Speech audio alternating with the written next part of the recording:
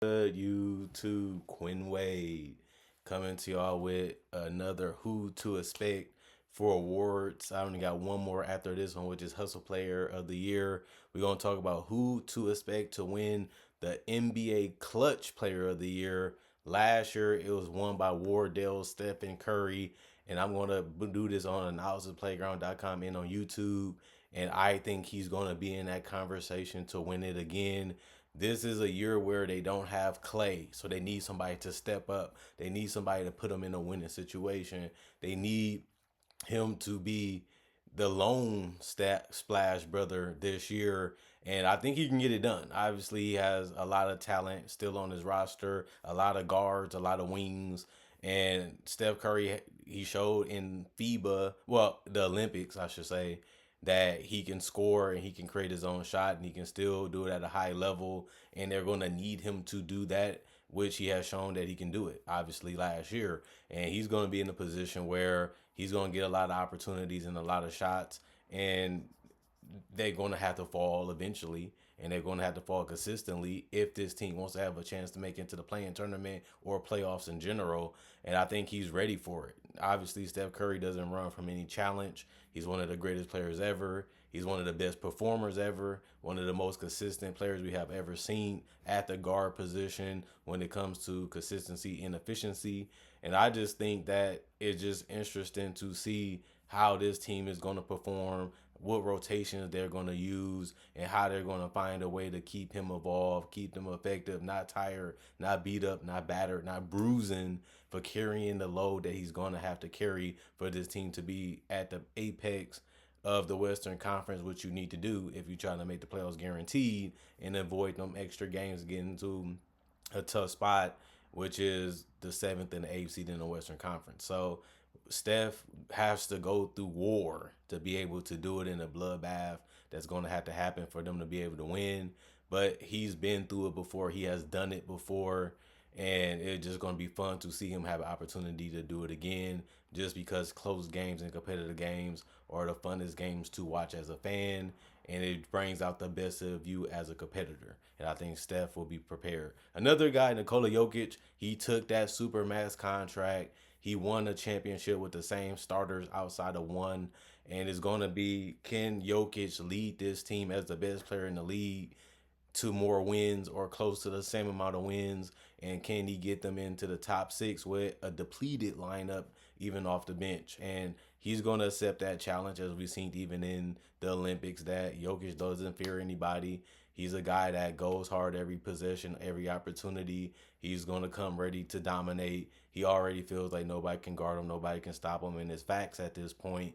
But as the NBA gets more competitive and as the NBA gets more deeper and as the NBA continually to add great talent, which they have done over the last 5 to 6 years, he's going to find himself in a lot of close games because they just don't have the explosion. They just don't have the offense. And if Jamal Murray not playing like an all-star and other guys are not stepping up, they're going to have to rely on the heroics of Nikola Jokic to be able to get them over some humps and get them over some teams, just because they don't have as much weapons offensively and defensively to help him out. So he's just going to have to do more, and that's what comes with the supermax contract. None of us are going to doubt it. None of us is not going to say he's not going to be able to do it. But obviously, he's going to have to do it regardless if this team is going to have to win these tough, pull out, grindy games. And they got caught up in a couple of them in the playoffs. And that was the detriment of the Denver Nuggets run, is that he got a little tired, got a little fatigued, didn't really look right, was forcing some shots, was taking some uncharacteristic shots. And you can't really do that if you want to beat the great teams. But during a regular season, which this award is for, Jokic is going to put his team in a lot of positions to win and lose games, and he's going to put himself in a position to be known as another MVP candidate, and obviously a guy that can be clutch with the passes, with the scoring, with huge rebounds, and even if it's offensive, and that can put his team in a great position to get him a new award, which would be Clutch Player of the Year, especially for a big man. But I think he'll be one of the first to do it if it's possible. Obviously, Luka Doncic, he's one of the guys that had the ball in his hand the most.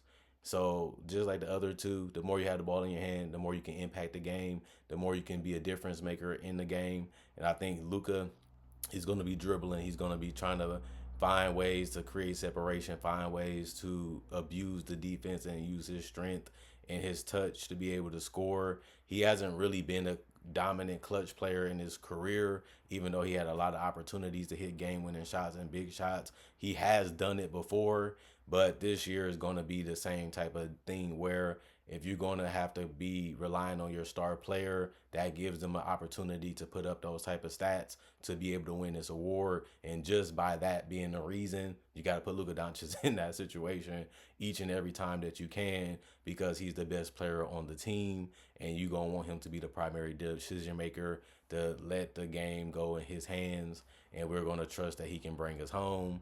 And that's going to be the story for Luka Doncic to be able to have the narrative to be able to win this award, which I think he inherently gets it because of that reason. Same with, other guys that I would mention. Um, you gotta look at Anthony Edwards, and I actually think Anthony Edwards is going to be the winner of this award because he's going to be in a situation where I don't have Towns, Gobert don't want to score. Mike Conley, he's more of a guy that likes to play off the ball, and I gotta create for him a little bit too. If I get stuck, he can bail me out sometimes.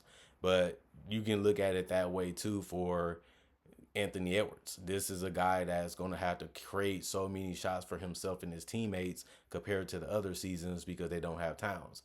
And Julius Randle is a guy that he likes to score his way, then be flitting in the flow of the offense. So I can see some contradictions there. I can see some guys saying, well, you felt that way and he can't space it and catch and shoot probably. We just need you to get us a bucket, and we're going to set you up with some screens. We're going to give you the run and start. We're going to give you the ability to go downhill and try to help you out to the best of our abilities to be able to put you in that situation to where you can succeed scoring the basketball.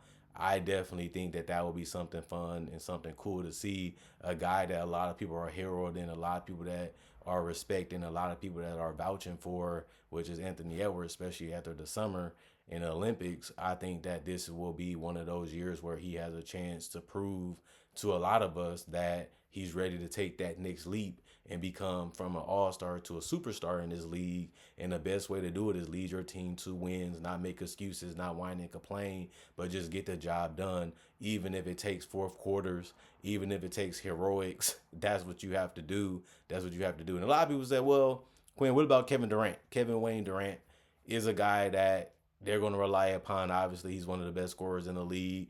I just don't think that with having Bradley Beal and Devin Booker, you're still going to be in a situation where you have guys that can make great decisions and make shots. Other teams don't have that luxury as much as the Suns do. So I think that that lowers his chance of being able to win the award. And I think Joel Embiid, somebody asked me that one too. I don't think Joel Embiid is going to be able to do it for that same reason. You can't put the ball in Maxey hands. He can make shots. He can create for himself. Paul George can do the same thing. He can make big shots and make big plays. He has shown that throughout his career. And Joel Embiid, will he even play enough games to be able to win this award in the first place? Because he's not really prioritizing regular season wins. He's really trying to prioritize winning in the playoffs.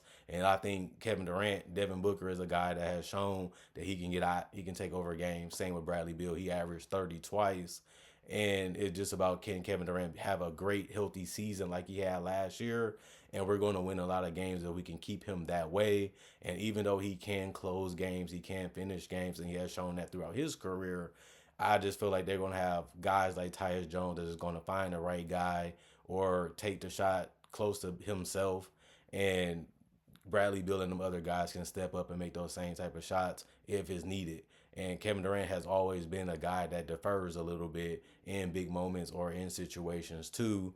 So that puts you in a situation to where it lowers his chances of walking out the year with this award. Even though people are not really dying or trying to get this award like an MVP or a finals MVP, it's still a fun, cool award to say, I was a player that was the go-to guy for my team. Here's proof of my appreciation by the league for doing whatever it takes to get my team to get wins, even if it's close games. Franchise player is supposed to put you in a position to win games. Franchise player lead you to winning games, and that just comes along with this territory. But it is cool to see that you might not have the greatest season, but you help your team get out of ugly situations consistently, and you actually did contribute to winning. So it still is a fun award to get for those reasons, and the fans will love you if you're able to do it, especially the fans of the team that you're playing for. So I still think this award is important. It will get a little bit more value when people start realizing how tough it is to get, and I will see this award being something that a lot of players are proud of. If you're proud of Six Man of the Year, and if you're proud of awards like Most Improved Player, you're going to be proud to be one of the most cared and taken players in the game. And I think that this award will be more coveted in the future as it continues to gain some luster with it. And seeing how great players like Steph Curry and great players that we mentioning now are only going to be in position to win this award, making it look a little bit more like a wanted item after a while to certain players, because being clutch and being dependable is one of the most important things for great culture. And this award embodies that when you win it, especially when you see the name on it and what it took for him to be able to win one, and how long it took and how devastating it can be to try to win in this league, even if you're the person that's putting a team in a position to do it. And that's all you can do as a player anyway on both ends of the court. Other than that, thanks for watching. Comment, like, subscribe, share, hit the notification bell for more analysis. And if you're new to the channel, I got older videos on my channel that you might have missed or you might not known about. Check those out too. And if you already been on the channel, it's just a reminder that you might have missed a video because I upload throughout the year, throughout the day, a couple times throughout the day. So you probably missed something on accident, probably just was busy and you got time now. You might want to check out some other stuff to keep the fun conversation as the season gets closer and closer to starting. We still counting down, still doing predictions, still having fun with the whole idea of the regular season and possibly the playoffs too. Other than that, thanks for watching.